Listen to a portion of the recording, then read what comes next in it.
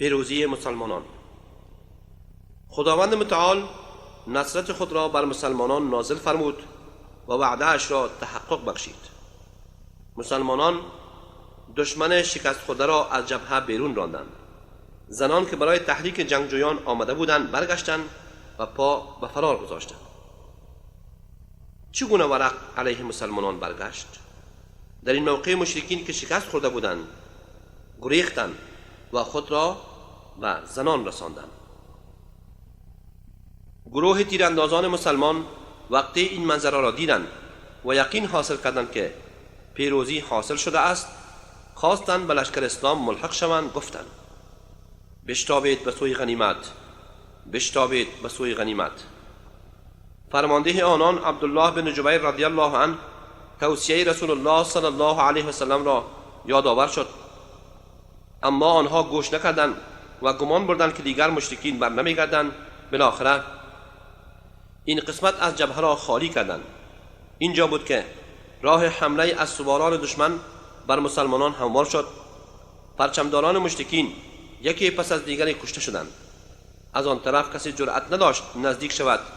در این گیرودار شخصی از میان مشرکین فریاد برآورد: الا ان محمدا قتل. هان ای مردم، محمد کشته شد. با شنیدن این صدا مسلمانان عقب نشینی کردند.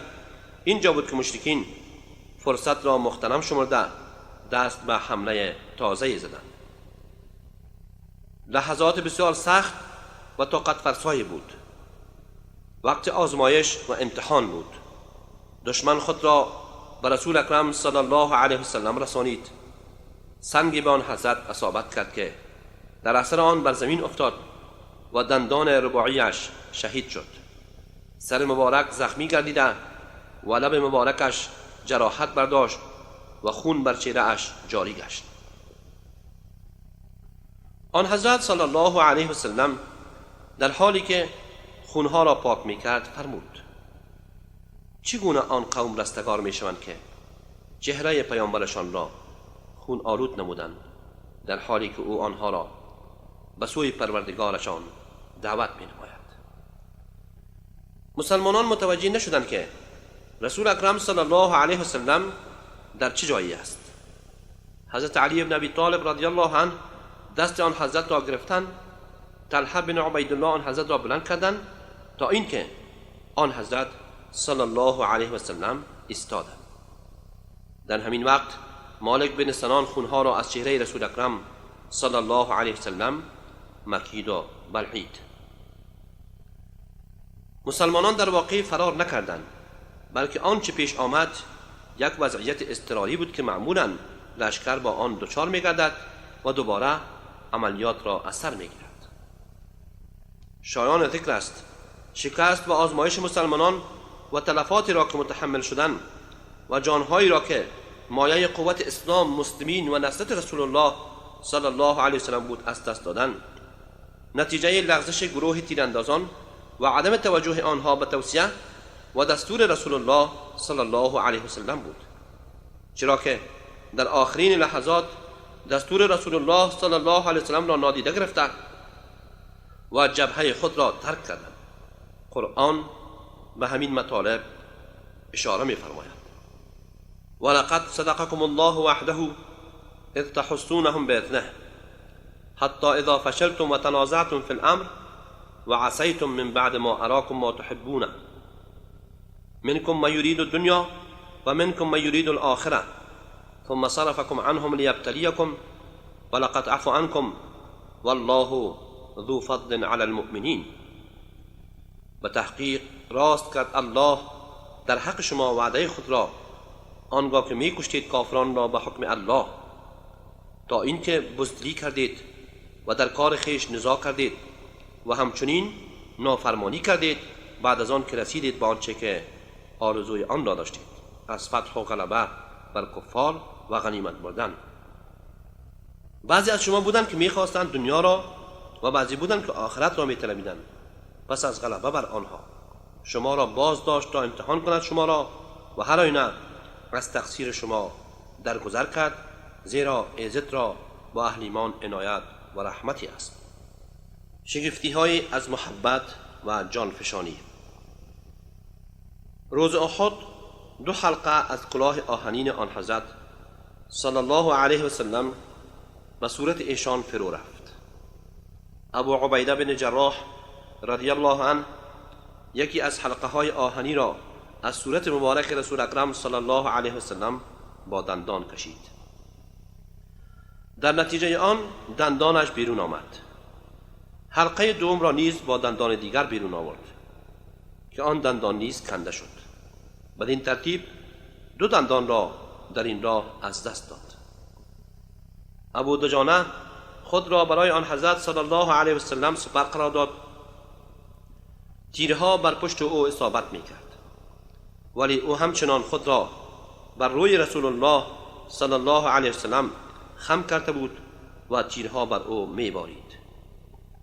حضرت سعد بن ابی وقاص رضی الله عنه پیش روی رسول اکرم صلی الله علیه و سلم قرار گرفت و به سوی دشمن تیر اندازی می نمود. آن حضرت تیر به دست او می داد و می فرمود: ارمی فداک ابی و امی، تیر اندازی کن، پدر و مادرم فدایت شوند. چشم قتاده بن نعمان مورد اصابت واقع شد و از حدقه بیرون آمد و بر گونه اش قرار گرفت، ولی رسول الله صلی الله علیه و سلم آن را با دست مبارکش به جای خود بازگرداند. به برکت دعای آن حضرت صلی الله علیه و سلم چشمش از اول هم بهتر و تیزبین‌تر گردید. مشرکان به رسول الله صلی الله علیه و سلم سوء قصد نمودند و چیزی را می‌خواستند که خداوند نخواسته بود. در همین حال حدود 10 نفر از سلحشوران مسلمان در دفاع از آن حضرت استادگی نمودند تا اینکه سرانجام به شهادت رسیدند. حضرت طلحه بن عبیدالله رضی الله عنه در آن لحظات با شمشیر خود مقاومت نمود و دست خود را بر رسول الله صلی الله علیه و سلم سپر نهاد تا اینکه انگشتانش آسیب دید و دستش فلج شد. حضرت رسول الله صلی الله علیه و سلم در این موقع خواست بالای صخره برود، ولی به علت جراحات زیاد و ناتوانی نتوانست بالا برود. حضرت طلحه بن عبیدالله رضی الله عنه جسم خود را نردبان قرار داد تا اینکه آن حضرت بالا رفت و وقت نماز فرا رسیده بود. آن حضرت صلی الله علیه و سلم نشسته نماز را ادا فرمود. وقتی که صحابه شکست خوردند، حضرت انس بن نضر کاکای انس بن مالک خادم رسول الله صلی الله علیه و سلم مقاومت کرد و به پیشروی ادامه داد.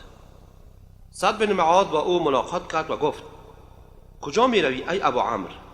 انس گفت: به به، بوی بهشت می آید ای سعد. من بوی بهشت را از جانب احد استشمام می کنم. انس بن نضر در ادامه راه با تعدادی از مهاجرین و انصار برخورد نمود. آنها دست روی دست گذاشته و نشسته بودند. انس گفت: چرا اینجا نشسته اید؟ گفتند: رسول الله شهید شده است. انس گفت: پس زندگی بعد از وی به چه درد شما میخورد؟ برخیزید، برای همان هدفی که رسول الله شهید شده است شما هم شهید شوید. سپس به کفار حمله برد و آنقدر جنگید تا اینکه سرانجام به شهادت رسید. انس بن مالک رضی الله عنه میگوید: ما آن روز 70 ضربه بر بدن او مشاهده کردیم. جنازه اش شناخته نمیشد تا اینکه خواهرش از سر انگشتانش او را شناسایی نمود. زیاد بن سکن همراه 5 تن از انصار از رسول اکرم صلی الله علیه و سلم دفاع می نمودند. هر کس می آمد او را می کشتند. زیاد به شدت جنگید تا اینکه جراحات وارده او را ناتوان نمود. آنگاه حضرت رسول الله صلی الله علیه و سلم فرمود: او را نزد من بیاورید. سپس آن حضرت سر او را بر زانوی مبارک خود گذاشت و او در همان حال که رخسارش بر زانوی مبارک قرار داشت جان به جان آفرین سپرد و شهید شد. عمرو ابن جموح. حضرت عمرو ابن جموح رضی الله عنه از ناحیه پا خیلی لنگ و معذور بود. او 4 نفر فرزند جوان داشت که همراه رسول الله صلی الله علیه و سلم آماده جنگ شده بودند.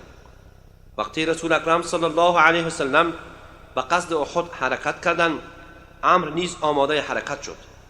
فرزندانش به او گفتند: خداوند تو را معذور کرده است، اگر شما بنشینید اشکالی ندارد، ما از طرف شما کافی هستیم، خداوند جهاد را از شما ساقط کرده است. عمرو نزد رسول الله صلی الله علیه و سلم آمد و چنین عرض کرد: فرزندانم مرا از رفتن به همراه شما باز می دارند. قسم به خدا من آرزو دارم به شهادت برسم و می خواهم با همین پای رنگ خودم وارد بهشت شوم. آن حضرت صلی الله علیه و سلم فرمود: ولی تو که معذور هستی، خداوند تکلیف جهاد را از تو ساقط کرده است. و آنگاه به فرزندانش فرمود: اشکال ندارد، او را بگذارید تا در جنگ شرکت نماید، شاید الله تعالی به او شهادت نصیب کند. عمرو همراه رسول الله صلی الله علیه و سلم خارج شد و سرانجام در احد به درجه رفیع شهادت که آرزوی او بود نایل آمد. زید بن ثابت رضی الله عنه میگوید: رسول اکرم صلی الله علیه و سلم روز احد به من مأموریت داد که سعد بن ربیع را پیدا کنم و فرمود: اگر او را دیدید از جانب من به او سلام برسانید و بگویید رسول الله صلی الله علیه و سلم گفته است حالت چطور است؟ زید بن حارث میگوید: من در میان شهدا زیاد گشتم، سرانجام او را در حال یافتم که آخرین رمقش باقی مانده و 70 ضربه نیزه و شمشیر بر پیکرش وارد شده بود. گفتم: ای سعد، رسول الله صلی الله علیه وسلم بر تو سلام میگوید و میفرماید بگو حالت چطور است؟ او گفت: و علی رسول الله السلام، سلام باد بر رسول خدا. از طرف من بر رسول الله صلی الله علیه وسلم بگویید: یا رسول الله، بوی خوش بهشت را احساس میکنم. و به قوم من یعنی انصار بگو تا زمانی که حتی یک چشم شما کار میکند، اگر آسیبی به رسول الله صلی الله علیه وسلم برسد، هیچ عذری در پیشگاه الله نخواهید داشت. این را گفت و جان به جان آفرین تسلیم کرد.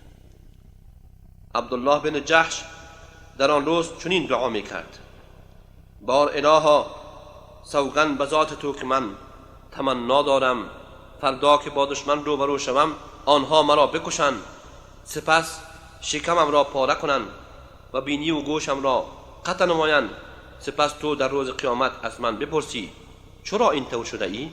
من در جواب عرض کنم: خدایا، فقط به خاطر تو این گونه شدم. و روز بعد او را در همین حال یافتم. بازگشت مسلمین به سوی مرکزشان. وقتی مسلمانان از حال رسول اکرم صلی الله علیه وسلم با خبر شدند و او را یافتند، و اتفاق آن حضرت صلی الله علیه وسلم به سوی وادی حرکت کردند. ناگاه چشم ابی بن خلف به رسول الله صلی الله علیه وسلم افتاد و گفت: ای محمد، لا نجوت ان نجوت، یعنی ای محمد، من نجات نمیابم اگر شما نجات بیابید. حضرت رسول اکرم صلی الله علیه وسلم نیزه از یک صحابی گرفت و به سوی او رفت و ضربه به گردنش زد که بر اثر آن ابی بن خلف از اسب فرو افتاد و چند بار بر زمین غلتید و مرد. حضرت علی رضی الله عنه زره چوبی خود را پر از آب کرد و با آن خونهای چهره رسول اکرم صلی الله علیه وسلم را پاک نمود. حضرت فاطمه رضی الله عنها دید که آب جریان خون را قطع نمی کند. تکه‌ای از بوریا را سوزانید و خاکسترش را بر روی زخم گذاشت. بدین طریق خون متوقف کردید. حضرت عایشه صدیقه رضی الله عنها بنت ابوبکر صدیق و ام سلیم رضی الله عنها مرتبا مشکهای پر از آب را به دوش می‌کشیدند و به مردم آب می‌دادند. ام سلیم نیز مشکها را برای آنها پر از آب می‌کرد. هند بنت عتبه و زنانی که همراه وی بودند به مستکردن اجساد مسلمین پرداختند. آنها گوشها و بینی‌های مسلمانان را می‌بریدند هند جگر حضرت حمزه رضی الله عنه را بیرون آورد و خواست آن را بجود ولی نتوانست. سپس آن را انداخت.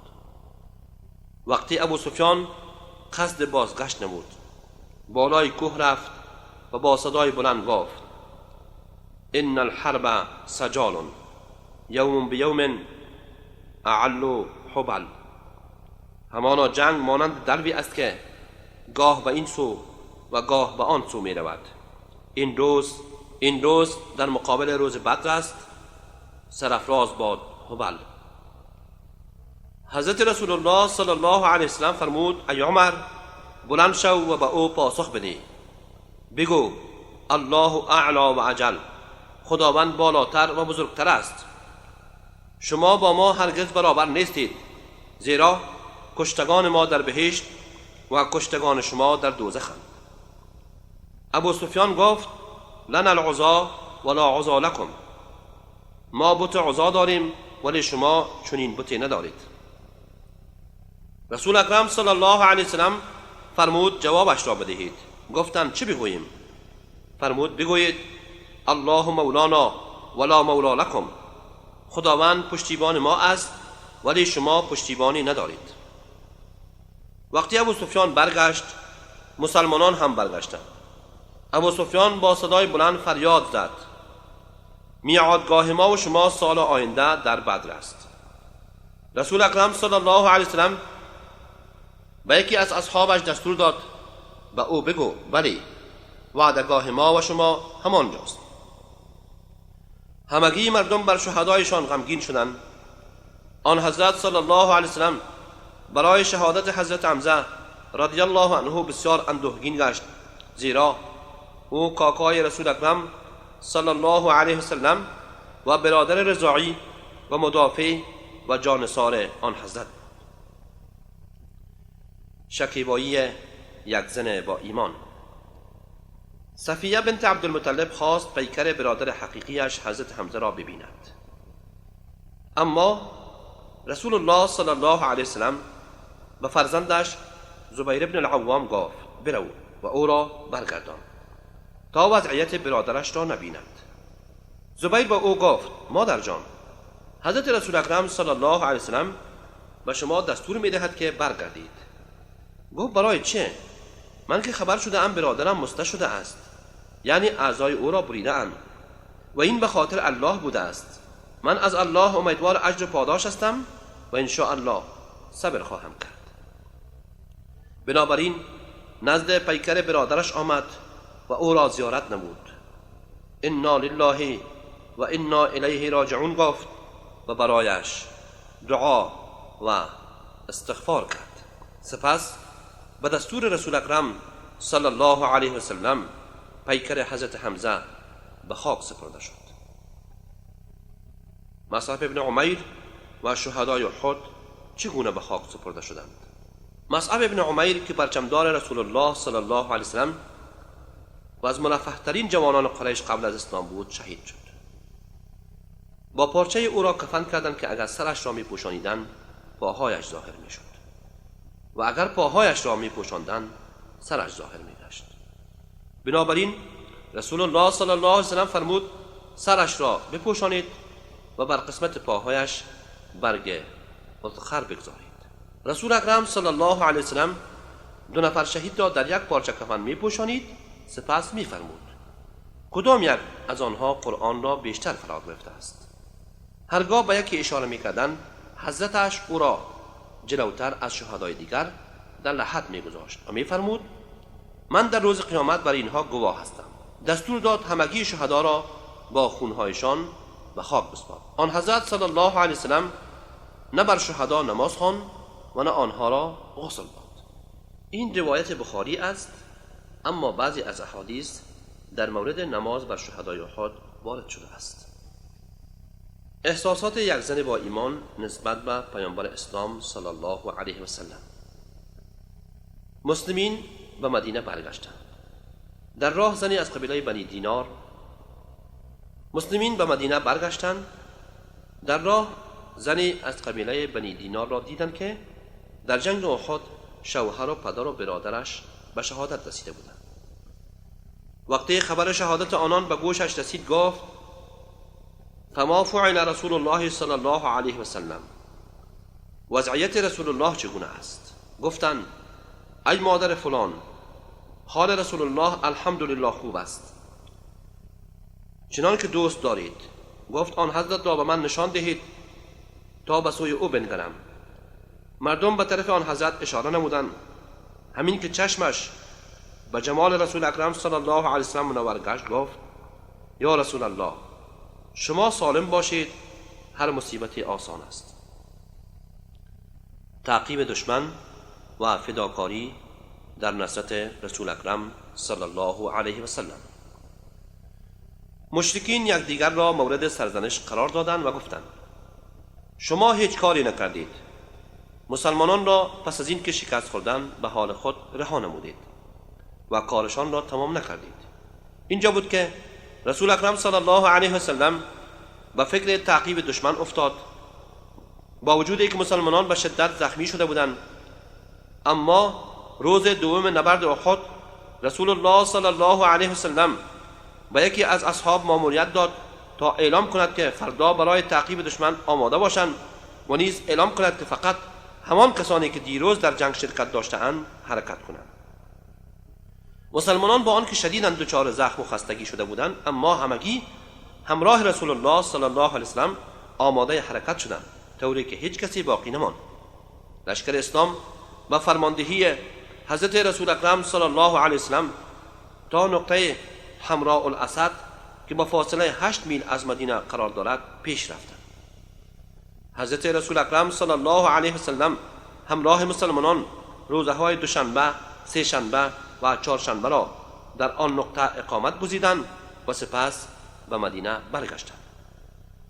خداوند متعال این حرکت مجدد مسلمانان را با وجود خستگی و کوفتگی مورد ستایش قرار داده و یاد آن را در قرآن مجید جاوید گذاشته است، چنان که می‌فرماید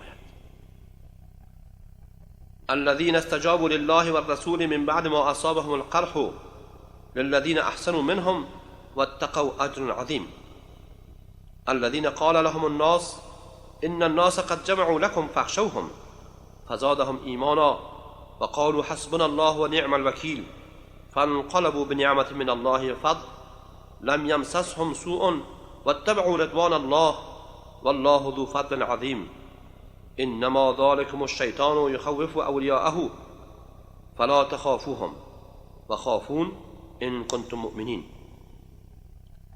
کسانی که اجابت کردند حکم الله و رسول الله پس از آن که رسیده بود به ایشان زخم، برای آنانی که از این جماعت نیکوکاری کردند و تقوا گزیدند پاداش بزرگی خواهد بود. آنانی که گفتند به ایشان مردم که کافران برای از بین بردن شما لشکر جمع کرده اند، پس بترسید از آن لشکرها، به جای ترس این سخن بر ایمانشان بیفزود و گفتند در مقابل همه دشمنان تنها الله کفایت است ما را و نیک کارسازی است او. پس بازگشتند این مسلمانان به نعمتی از الله و فضل او، نرسیده به ایشان هیچ سختی و رنجی و پیروی خوشنودی الله را کردند و خداوند صاحب فضل و رحمت بی منتهاست. بدون شک این سخنان شیطان است که بدان می ترساند از دوستان خود. پس شما مترسید از کافران و بترسید از من اگر مؤمن هستید. در جنگ احد تعداد 70 نفر از مسلمانان به شهادت رسیدند که اغلب آنها انصار بودند. تعداد کشتگان مشرکین بالغ بر 22 نفر بود. تربیت نفوس مسلمانان.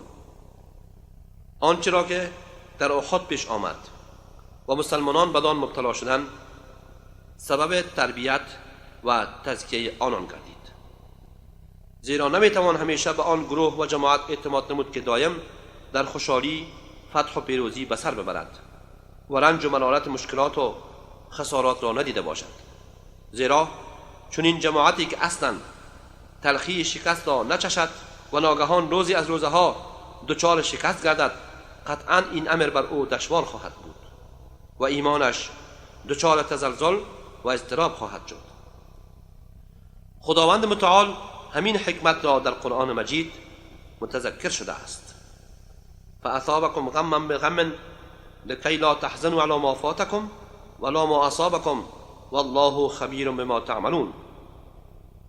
پس به خاطر بی‌ثباتی جزا داد شما را با غمی بر بالای غم، تا اینکه اندوهناک نشوید برای آنچه از دست داده اید و نه بر آنچه به شما رسیده است و الله با خبر است به آنچه می کنید. نکته مهم و قابل ملاحظه دیگر در جریان احد این بود که خداوند متعال دلهای مسلمین را در این نبرد برای شنیدن خبر وفات و شهادت رسول اکرم صلی الله علیه و سلم آماده کرد. هرچند وفات آن حضرت صلی الله علیه و سلم بعدها به وقوع پیوست، ولی خداوند متعال خواست که مسلمانان در هر حال بر عقیده اسلام و دعوت و جهاد و فداکاری در راه آن چه در حیات رسول الله و چه بعد از آن آماده و ثابت قدم باشند.